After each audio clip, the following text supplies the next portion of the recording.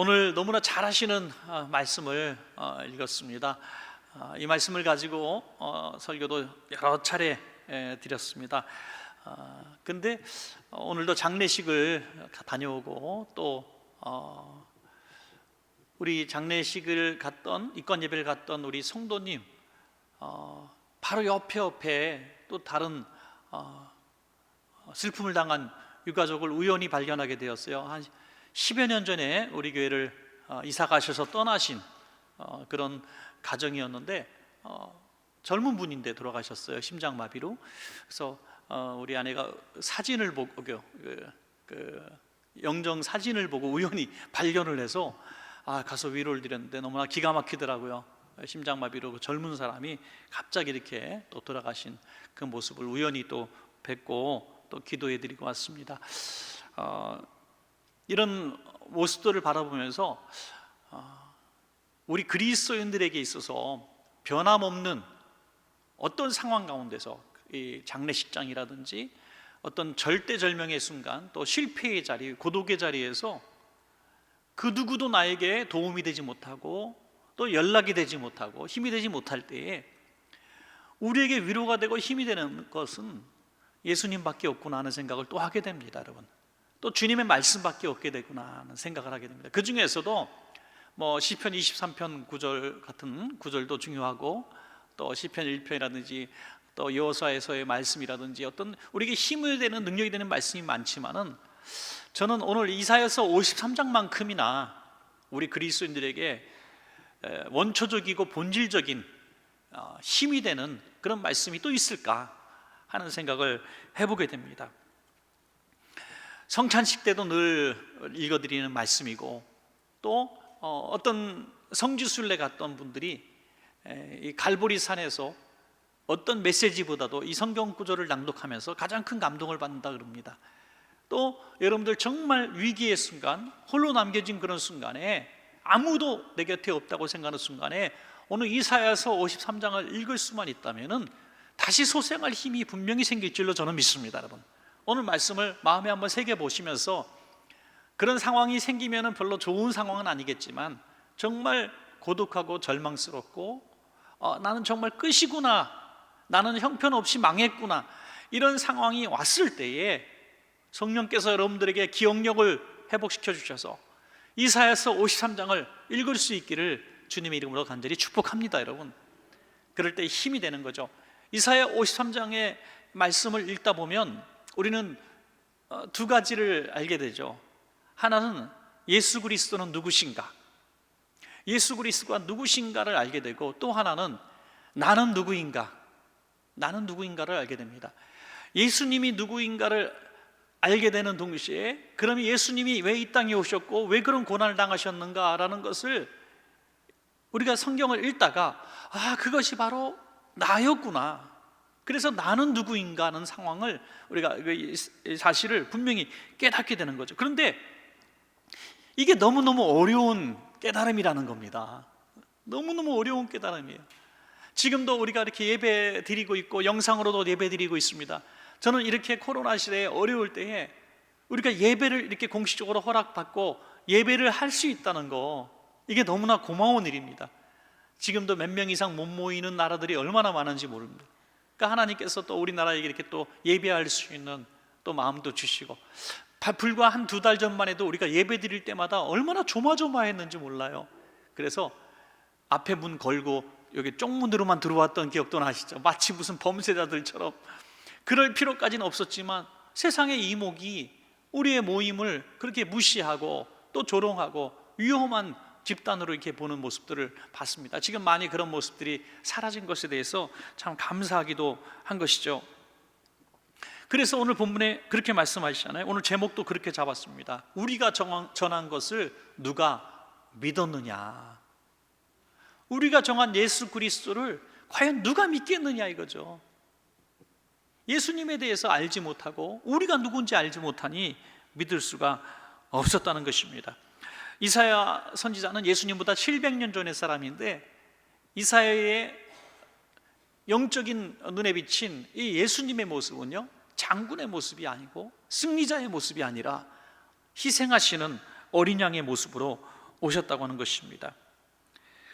이사야는 죽임당하시는 예수님을 보면서 그 자기가 상상했던 메시아의 모습이 아닌 것을 보고 너무나 놀랐습니다. 이사야서 53장 2절에 보면 그는 주 앞에서 자라나기를 연한 순 같고 마른 땅에서 나온 뿌리 같아서 고운 모양도 없고 풍채도 없은즉 우리가 보기에 흠모할 만한 아름다운 것이 없도다. 흠모할 만한 아름다운 모습이 전혀 보이지 않았다는 거예요. 신적 권세가 있어 보이는 그런 모습도 아니라는 거죠. 우리가 어떤 소설이나 영화나 이런 걸 보면은 그래도 그 어떤 신들의 왕 그 정도 되는 모습이라면 뭔가 풍채도 범상치 않은 모습 이렇게 보이지 않겠어요? 그런데 예수님의 모습은 너무나 연약하고 또 피 흘리시는 또 어린 양처럼 입술도 열지 않고 끌려가는 그런 모습을 보여주고 계시죠.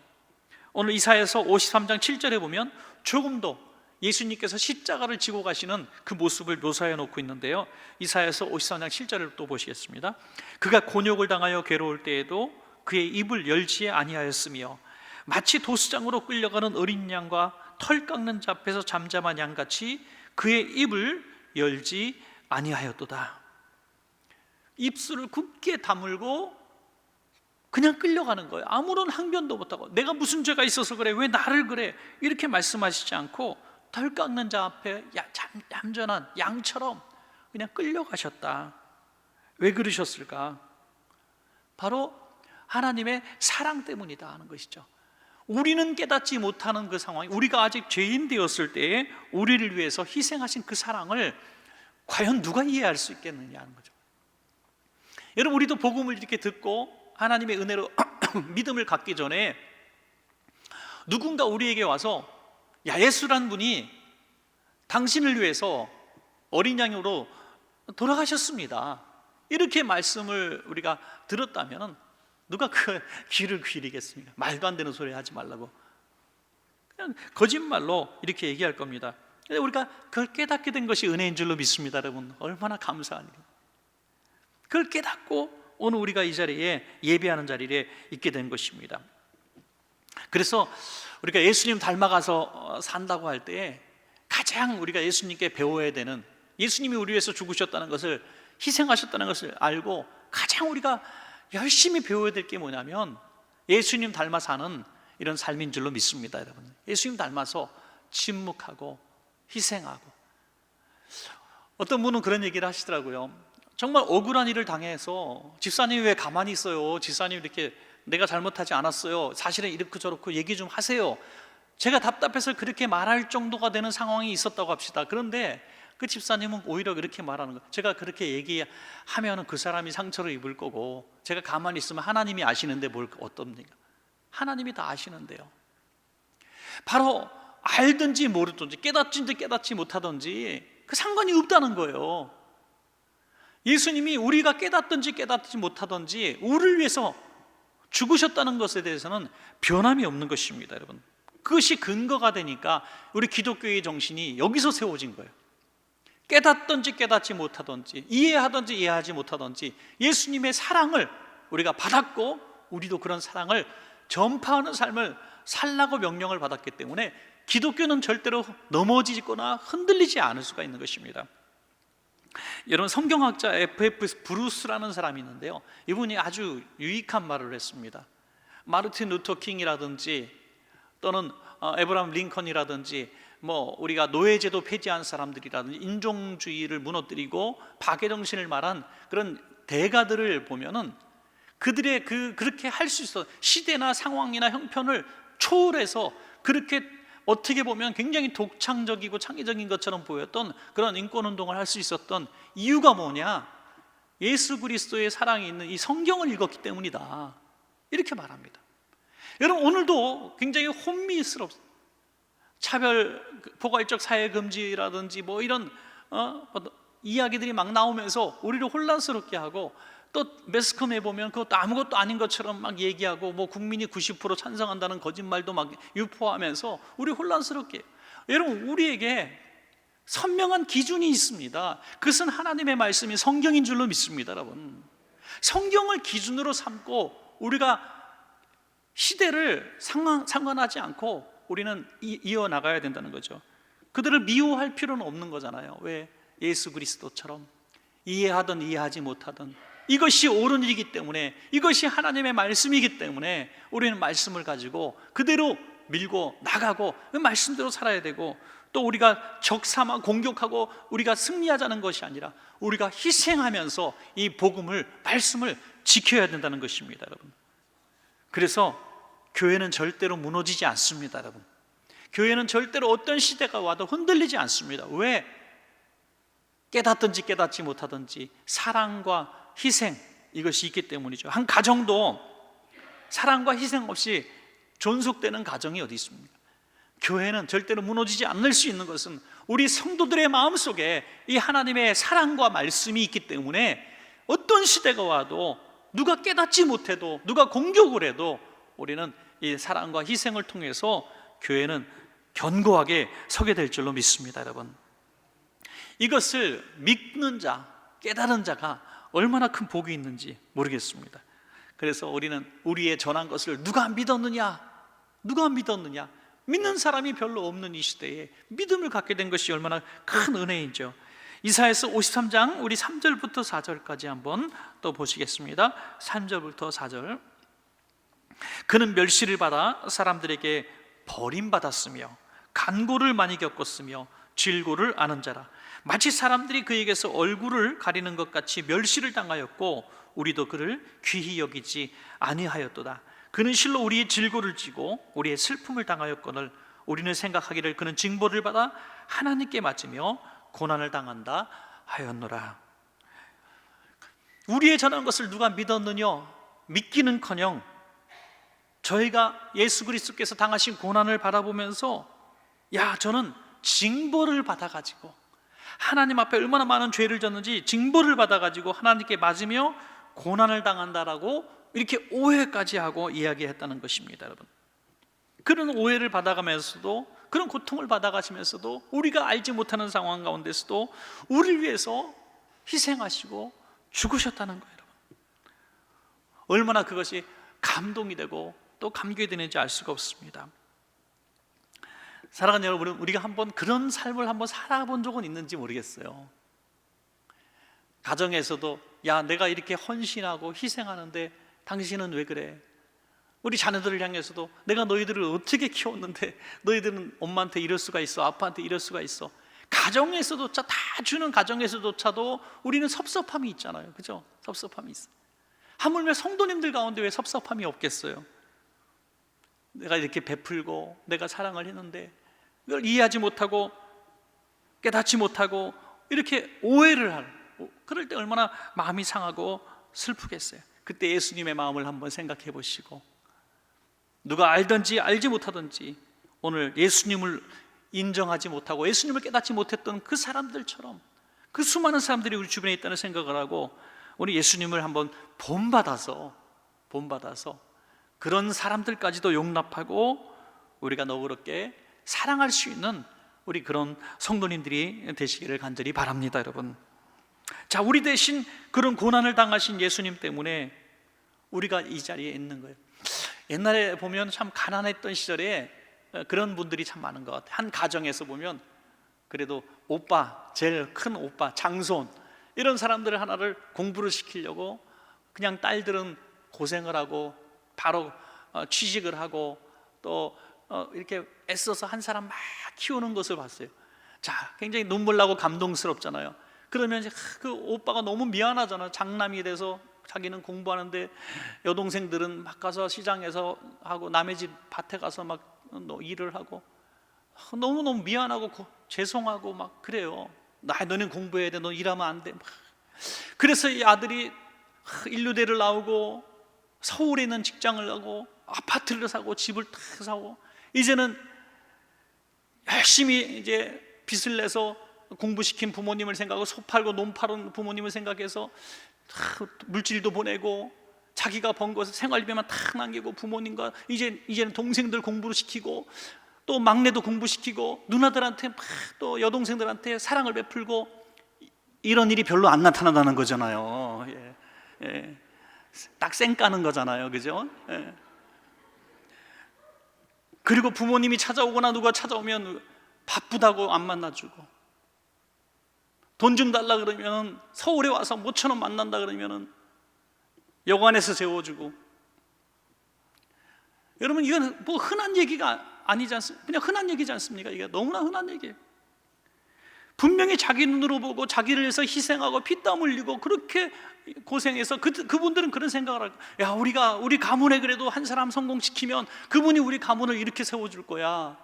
그런 기대를 했는지도 모르겠어요. 그러나 사람은 그 모든 은혜와 사랑, 희생들을 한순간에 짓밟아 버린다는 거죠. 우린 그런 것을 얘기만 들어도 혈압이 올라서 뒤로 뒷목 잡고 쓰러질 것 같아요. 어떻게 그럴 수가 있느냐고. 여러분 그러잖아요. 정말 기대하고 제일 많이 희생하고 제일 많이 교육시킨 자식이 제일 많이 효도합니까? 절대 그렇지 않잖아요. 오히려 사랑도 못 베풀고 공부도 교육도 제대로 못 시켰는데 오히려 그런 사람이 더. 여러분 교회 안에서도 어찌 보면 그런 모습이 보일 수도 있는 거죠. 누가 그러면 하나님의 마음을 시원케 할까? 누가 하나님의 마음을 알고, 그것은 많은 사랑을 받았다는 것이 아니라, 많은 은혜를 받아서 그런 것이 아니라 깨닫는 자가 우리의 전한 것을 누가 믿었느냐 할 때 그 믿는 자가 하나님 앞에 효자 효녀 성도가 되는 줄로 믿습니다. 여러분, 오늘도 주님께서 그렇게 물어보시는 거예요. 너희 중에 누가 이 사실을 믿느냐? 너희 중에 누가 이 사실을 믿느냐? 예수 그리스도가 누구신지 분명히 아느냐? 너는 누구인지 분명히 아느냐라는 질문에 제가 예수 그리스도의 희생으로 인하여, 예수 그리스도의 피 흘리심으로 인하여 우리가 깨닫지도 못하는 사이에 죽으심으로 말미암아 제가 구원받았습니다, 내가 그 사실을 믿습니다 하는 사람만이 진정한 그리스도인의 삶을 살게 된다는 것입니다. 여러분 그가 찔림은 우리의 허물 때문이요 그가 상함 우리의 죄악 때문이라, 이 사실을 믿을 수 있는 깨달음이 있다는 것이 얼마나 감사한 일이죠. 믿게 된 것이 얼마나 고마운 일인지. 여러분, 우리에게 이런 관계에 대한 믿음이 분명히 서게 될 때 우리의 구원의 문이 열리는 것을 믿으시기 바랍니다. 왜 믿음은 구원은 믿는 자에게만 주시는 하나님의 은혜이기 때문에, 주님이 그런 피 흘림을 내가 믿습니다 할 때만 내가 구원받기 때문에 믿는다는 것이 얼마나 큰 은혜인지 알 수가 없습니다. 이것은 억지로 되는 게 아니에요. 억지로 가르쳐서 되는 게 아니라, 여러분 우리 자녀들이 어릴 때에 신앙생활 쭉 하면서 예수 그리스도를 자연스럽게 나의 구주로 영접하고 커서도 대학 들어가서도 직장 들어가서도 이 믿음이 흔들리지 않고 잘 자라는 사람들 보면요, 이건 기적이에요. 기적. 이게 어떻게 믿어집니까 여러분? 얼마나 큰 은혜입니까? 또 세상적으로도 학식도 높고 많은 또 경험도 하고 누가 봐도 세상에서도 괜찮은 사람인데 예수를 믿는다는 거, 예수가 나를 위해서 죽으셨다는 사실을 내가 믿고 예수를 믿는 내가 그 믿음으로 구원받았다는 사실을 내가 입술로 고백하고 정말 가슴 깊이 목에 정말 어떤 칼 같은 것이 들어와도 나는 이 사실을 믿습니다라고 말할 수 있다는 그 믿음이 주어진 것은 정말 놀라운 은혜요 기적인 줄로 믿으시기 바랍니다. 내게 그런 믿음이 있는 분들은 춤이라도 춰야 되는 거예요. 얼마나 감사한 일인지요. 왜? 그 믿음이 없으면 나는 구원받을 수 없기 때문이죠. 이건 수많은 교육으로 될 것도 아니고 어떤 경험으로 될 것도 아니라 하나님이 주시는 은혜인 줄로 믿습니다. 여러분, 이 구원의 믿음이 들어오는 성도에게는 많은 축복이 주어지는데요, 가장 큰 축복 중에 하나가 저는 평화라고 믿습니다. 샬롬의 은혜가 주어져요. 어떤 상황 한편에서도 예수님 주시는 평화가 있기를 간절히 바랍니다. 여러분, 오늘 밤에 혹시 잠 못 이루셔서 또 고민되시는 분이 있습니다. 요즘에 불면증이나 신경성 쇠약, 우울증, 공황장애, 막 가슴이 벌렁벌렁. 여러분 이런 상황들이 여러분들에게 가끔씩 엄습해 오는 분들이 있습니까? 갑자기 막 손발이 떨리고 막 긴장되고 실수하고. 여러분, 예수 그리스도가 누구신지 알고 예수 그리스도가 왜 죽으셨는지, 나를 왜 죽으셨다는지 이 사실을 다시 한번 기억하실 수 있으면 오늘 밤에 여러분 그 두려움은 떠나갈 줄로 믿습니다. 일순간에 떠나가는 것입니다. 형체가 없는 그 악한 것들은 그냥 우리를 괴롭히는 것이지만 예수님은 실제로 우리를 위해서 죽으셨기 때문에 그 역사가 더 강할 줄로 믿습니다. 여러분, 또 가난 때문에 고통받는 분들이 있습니까? 먹고 사는 문제 때문에 너무너무 서운한 분들이 있습니까? 고린도후서 8장 9절에 보니까 우리 주 예수 그리스도의 은혜를 너희가 알거니와 부요하신 이로써 너희를 위하여 가난하게 되심은 그의 가난함으로 말미암아 너희를 부요하게 하려 하심이라. 할렐루야.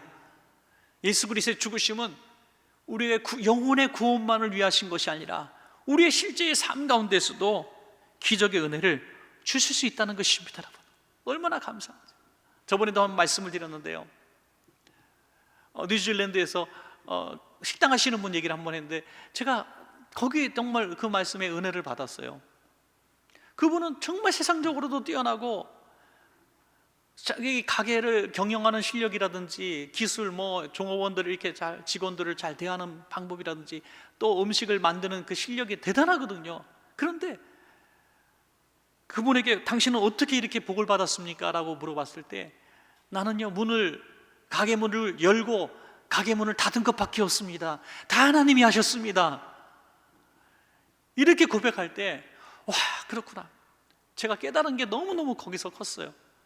여러분, 우리 자녀들을 가르칠 때에도 인류대를 가고 세상에서 제일 좋은 직장을 가고 그런 거 정말 중요한 것 같지만은 정말 중요한 거 하나를 꼭 잊지 말도록 하십시오. 그것은 하나님은 겸손한 자에게 은혜를 베푸신다.